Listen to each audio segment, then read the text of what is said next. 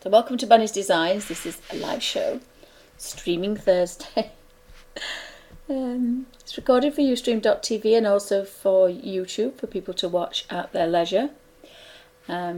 Before Christmas I started scratching water-based medium, so watercolour pencils and watercolour crayons in their dry form. And I decided that I'd like to start at the beginning of this book, the pages, and work through it so I didn't miss any pages. So I was scratching colour in and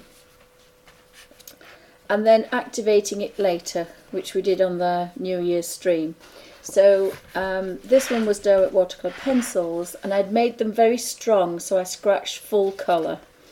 This one I've scratched just little bits and mixed colours, and they're in their rough form. Sorry, it's upside down, but you can see the pencil marks.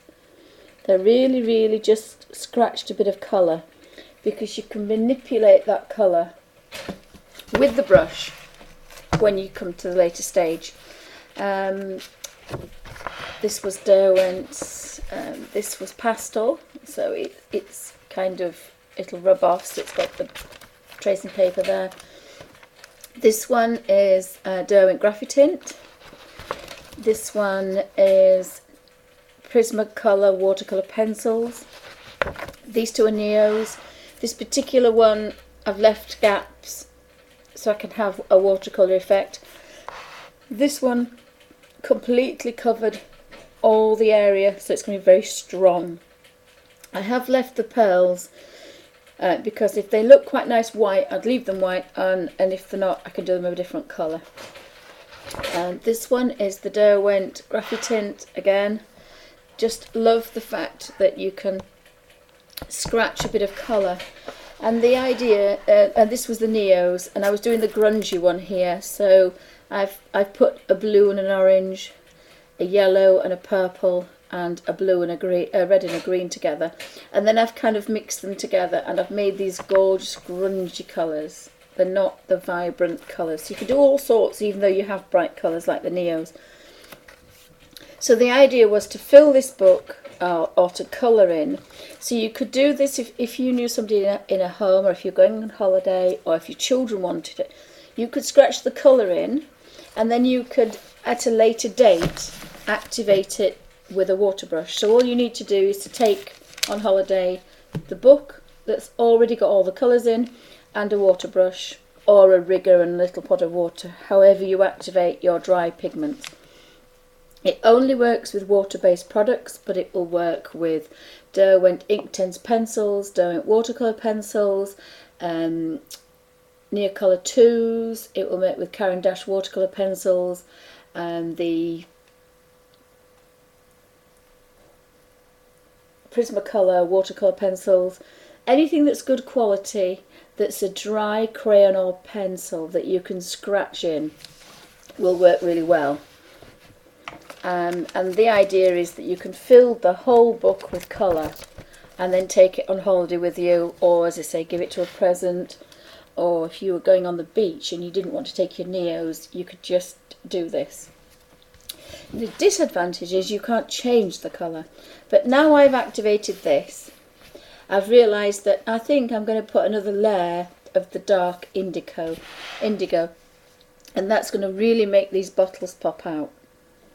So there's no reason why when you finish the page you don't like it, you can come back and do something to it like you could at an ordinary time.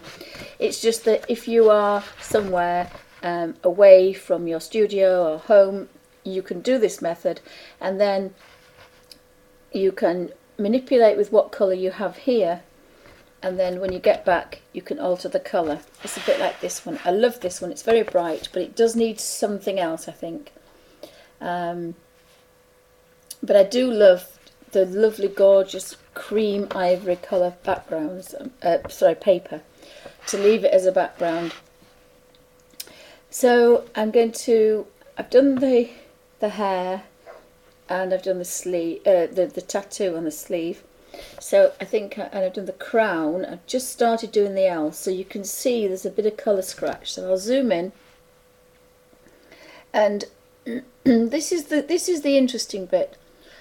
this is the artistic bit. So you've scratched a little bit of colour, and it really is a rough mark of colour. Especially with the Neos, you just have to scribble and you get colour. Same with the Derwents. Anything that's very good quality has a lot of pigment and a little bit of the water-based binder, and that allows you to just manipulate that into a lovely soft colour, and there's no mark left. There's no scratch marks, there's no pencil lines, there's no crayon marks, and that's the sign of a good quality watercolour or water-based medium. Is that colour melts the minute a damp brush is added to it. And my colour is a little bit at a strange angle, so I need to stay with the browns, but what I've done here, I've put yellow and then I've put brown on the end. So I've got a square of a baby wipe, and if you see, that was the brown that came off. So twist to a point so it's a barely damp brush. I'm going to start at the yellow, activate the yellow, and then go into the brown. And that was a bit small, but that's got some more brown on it, that one.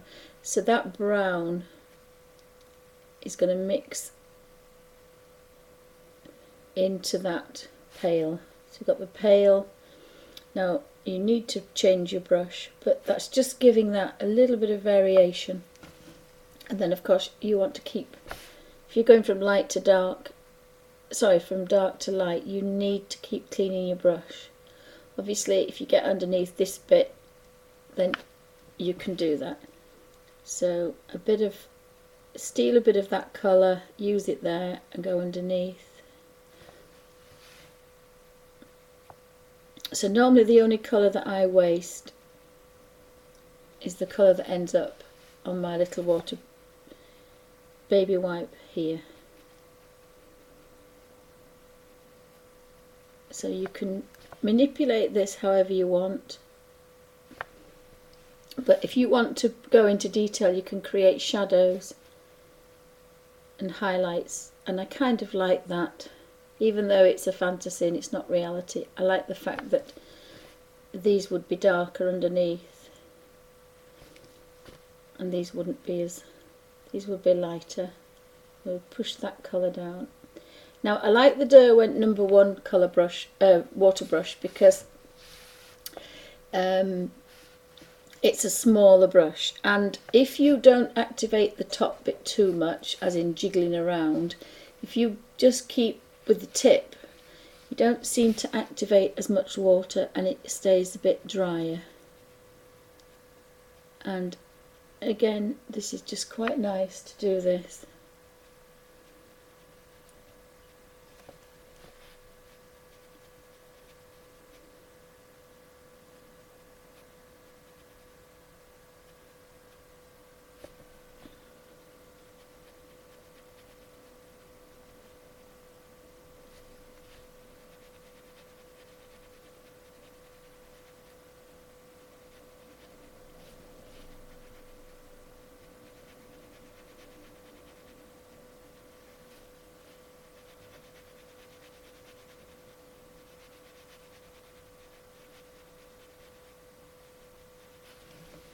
And you just work your way around.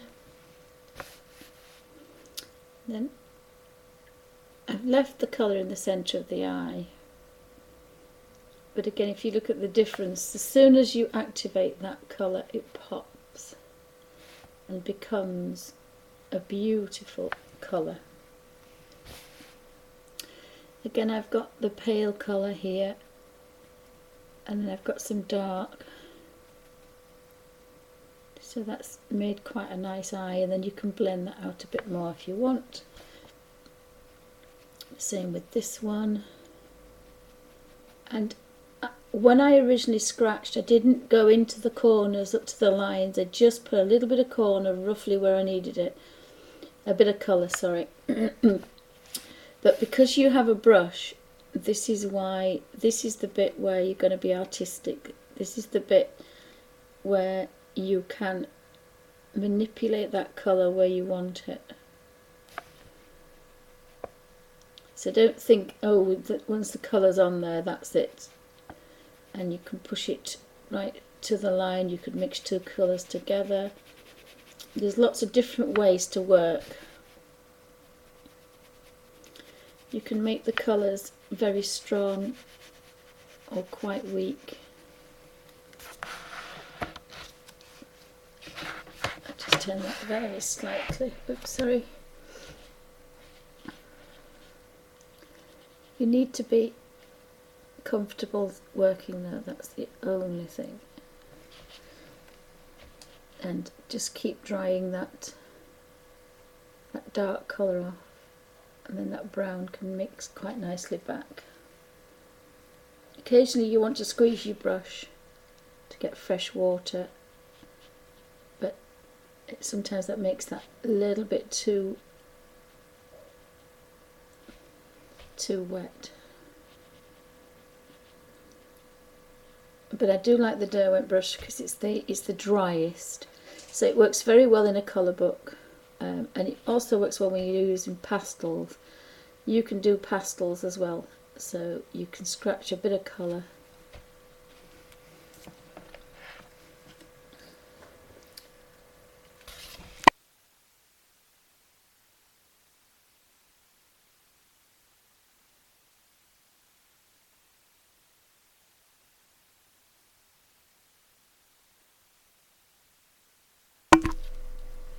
You can scratch some colour into there, so we'll turn that round very carefully.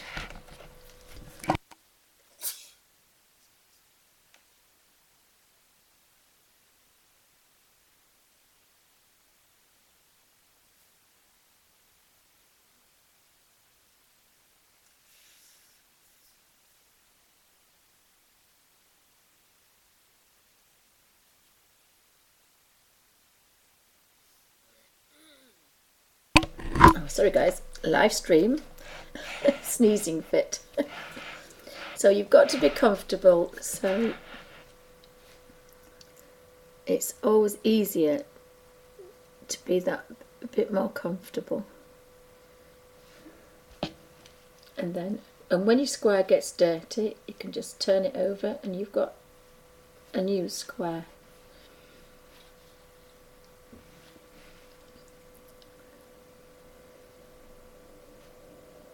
So I just like the fact that, you know, you could take this on the train with you, or you could take it on a plane or on the beach. I've even been known to do this in hospital, and because you haven't got lots of rattling pencils and pens to fall on the floor and watercolour palettes everywhere, you know, nobody's going to mind if you just get a little water brush. You don't, because you're not even going to spill any water. Excuse me. So you're not even going to spill any water. So it doesn't matter how clumsy you are. So people aren't going to really mind, and I do quite like working this way. And again, it's very quiet, very peaceful, and you don't need lots of things. So if I just very carefully put that back there, you can see that all this has been activated and this hasn't. So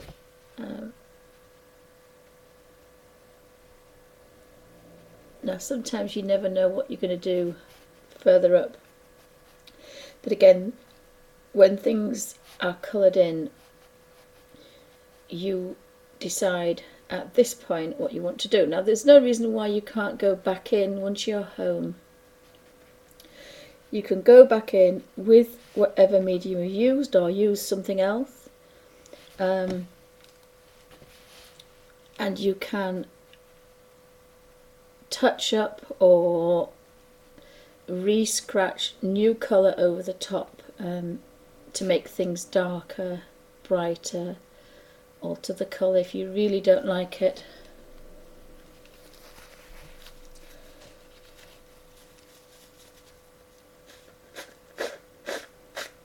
Oh dear, excuse me, I cannot believe I've started with a cold.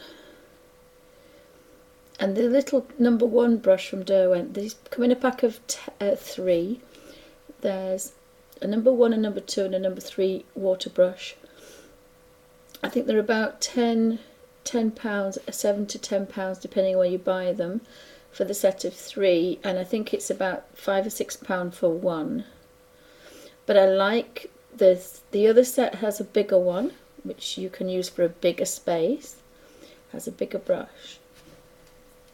So, and I love the fact that the tops go on the end of the brush. I'm a bit of a sad girl. So the third one is actually like a wedge. So there's 3 different brushes. Now mine's got quite dirty and stained, but it's not dirty, but it is stained. So we've got kind of like a wedge going on. We've got the big brush for doing big spaces. If you're doing big spaces, you've got to make sure the paper isn't like printer paper. You know, you could use the big one, which I might use on a big brush. On a colour book that is on watercolour paper. So this would work really well. But you normally find that bigger spaces require a bigger brush. But this little one is quite happy to manoeuvre, and the smaller brush means less water. I do like to use a rigger normally, but the brush is quicker, it's handier, there's less mess, and you don't have to keep dipping into a brush, a pot of water to activate anything. So we've done the background. Now the one thing that will probably pop better is this. We've got orange. I'm going to go over the white dots. I didn't before, but I'm going to do, because I do have a white Posca pen. So when I finish, I'll go over, because I want a nice blend from orange to red to carmine to burnt carmine. I want a lovely, nice kind of blend. And my hands don't work very well, so I can put a bit of brown in there later. So we have the orange and we have the red, pinky red, and then we have that burnt carmine. And just like a watercolour, you can take a bit off if you want to. But the idea is you do it in one coat, so just activate one, and then I'll just draw up a little bit. And you can get a lovely blend. And again, that's because you've got good quality water-based products. Push that. I do have to get rid of that burnt carmine because it's very strong, and then mix it together. So we'll activate the orange, take it into the pink, activate the red. And this would be very difficult, if not very impossible, if we didn't go over the white spots of the toadstools. The only other thing you could do is to put a blob, just a very thin blob, otherwise it reacts badly and soaks into the paper. But you could put a little bit of masking fluid. And then of course you wouldn't have to worry about your dots.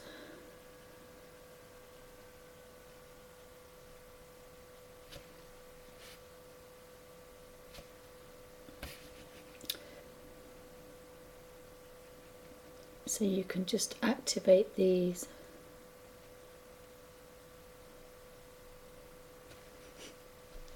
And if you want to quickly take that off. Now you can go back in these once they're dried. The Inktense ones you might not be able to do too much to. But some of these you could lift off a little bit. But again, this is not watercolour paper. So I have to turn that to one side. To get this nice blend, you need to be comfortable, at a comfortable angle. And the best thing to do is to turn the book. because of course we've got this nasty little ridge down here. Again, clean the brush. Do hate to waste paint, but there isn't very much. It's not like my water brush is covered in paint, so I'm not wasting too much. But you do tend to get a nice blend. And again, I've not put the colour right to the edge of the black line, but when you do this you can do that. So again, clean the brush, because now we've got a ready red.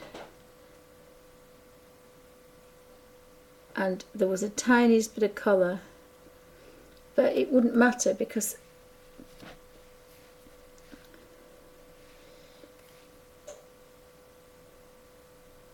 I'm manipulating it and pushing it about, so I'm almost using it like a paper palette. I've put the colour where I want it, and now I'm using it as a paper palette. And again, as soon as that brush hits these colours, they pop out into some beautiful colours. This is a bit paler, this one.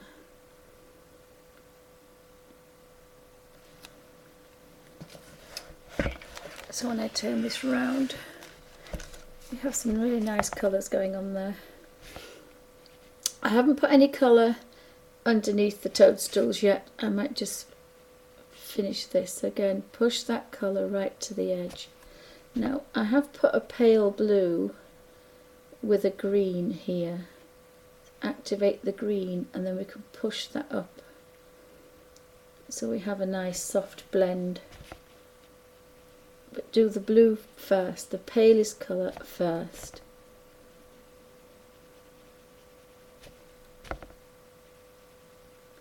And because every stroke of colour you've put on there wasn't the palest,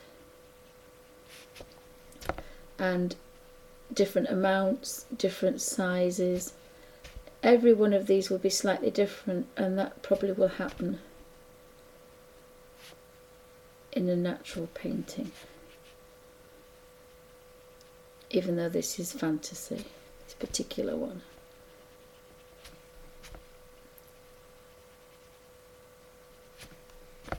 And again, blended. And if you think, well, actually I'd like a bit more blue, there's no reason why you can't go back in. But of course I'm activating this as if I'm sitting somewhere where I do not have any products near me.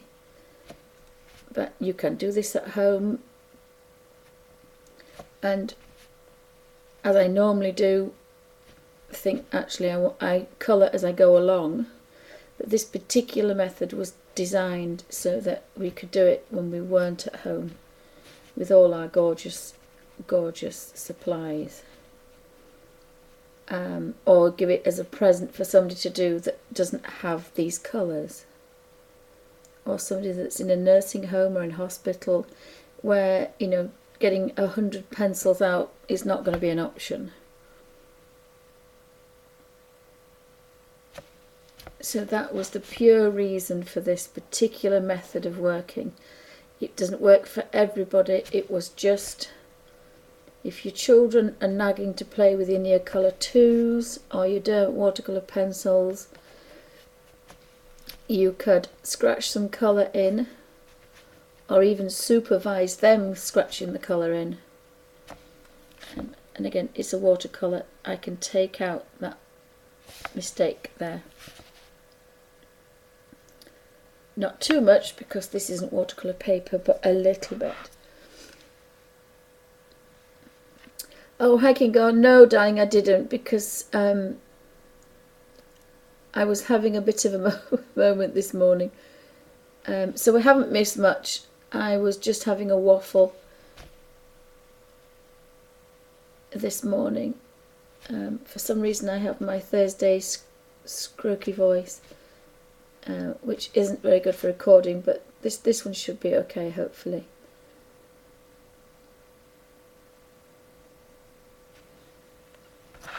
So I quite like that. I really like that. I haven't done this one. So I hope you can see that the minute you touch it, it pops. Now there is a smaller space there, So when you buy a little watercolour set from Winsor & Newton, you get these little tiny brushes, and I can't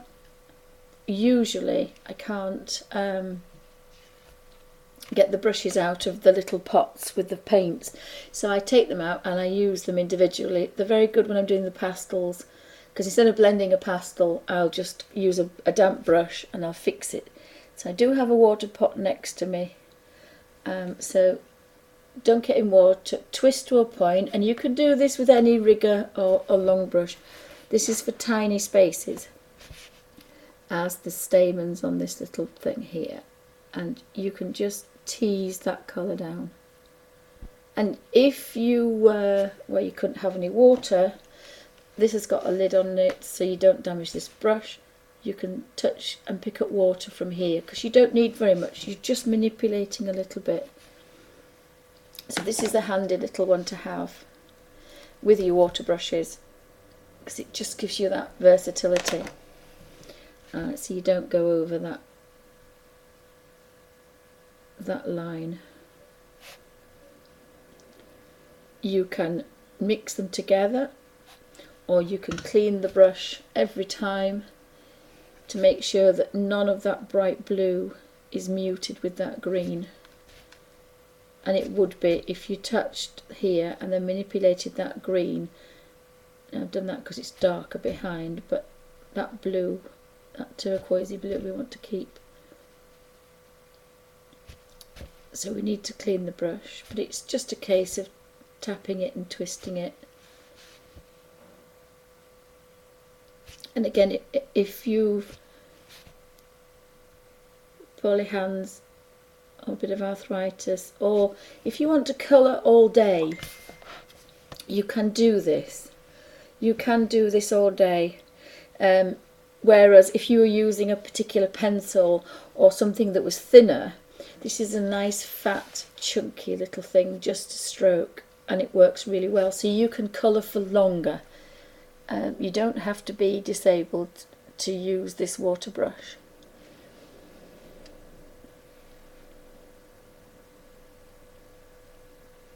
Oh, hi Melody, welcome back, darling. Hope you have a nice nap. You need to keep napping. Hopefully my dulcet tones will knock you out.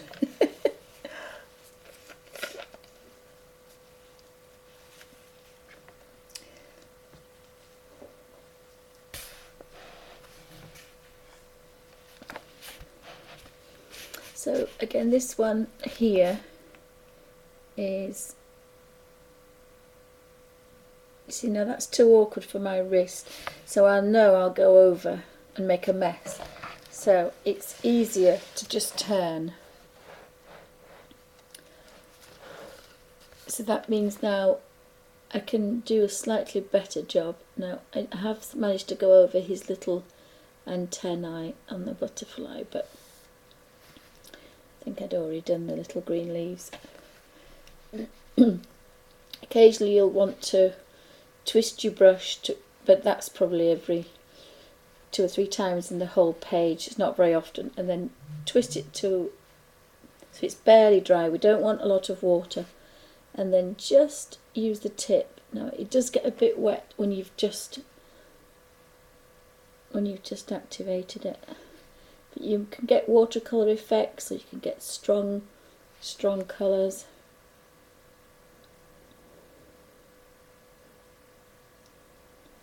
And if you get a stronger colour, you can then kind of work somewhere else. I still haven't found anything that I want to use for the underneath. Oh, thank you, Melody. Thank you.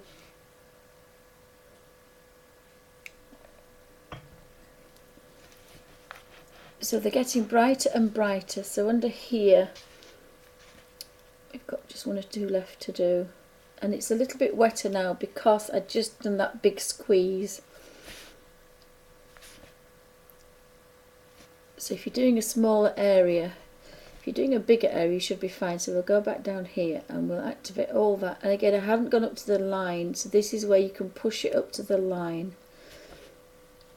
And I do like the fact that I'm going to do all the pale, and you can see it changing and pushing up to that line. Creates and makes it into a watercolour rather than a solid colour. I love this way because it's almost like having a perpetual marker. So I've got this pale here, and I actually want to use it under here. So if I'd have scratched some colour here, that might have been too strong, but that's just taking that off white. It's almost like using this as a paper palette. Now there's no reason why you can't scratch some of this colour onto a paper palette, like my little book of watercolours, and then you can work that way. But then you're flicking a page. Or if you drop it and you're at the beach, you're going to get some bits and pieces on it. So I think this is an easier way to work. So now I'm going to go back in with that dark brown and manipulate that brown.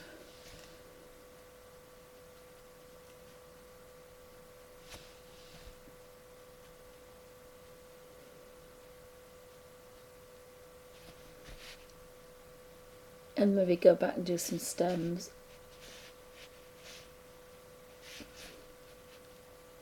And then we've got this bit here. So you're almost, as I say, using it. And you really just want to take that white, stark white off. Maybe I should have used a tinier brush for that.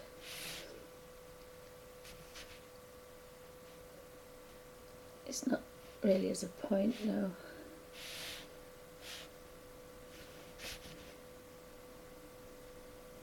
And that's a lovely colour that I probably would not have got if I'd have tried to scratch a colour in. So we've used this colour for the stamens, and that's actually worked out quite well because we've not over darkened them.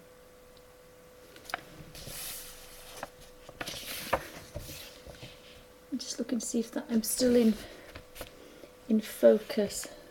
You can see all those gorgeous colours, and they've kind of popped out. And I haven't done the dress. I've just realised I've forgotten the dress, and there was another bit that I'd forgotten, the earring. I don't think I've done her earring, but I'll pan out and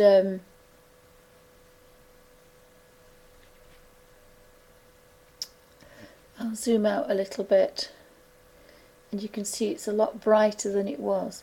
So it's not one of the fine detailed pages. Oh, not too much now.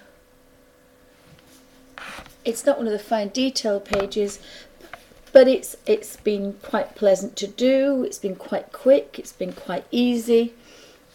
And now I can turn over and do this one. So this one I've written Neocolor 2, so I know this is Neocolor 2's. Apologies for my brain. I'm actually going to work left to right, right to left, because I'm left-handed. So my hand's on here. If you were right-handed, you would work left to right. You could put a piece of paper over the top, but I just don't seem to have one handy at the moment. So I'm going to work on this particular one here, and I am at a slight angle, different angle, but you'll see the colours pop. So I'll just do a little bit like this, and then I'll zoom in.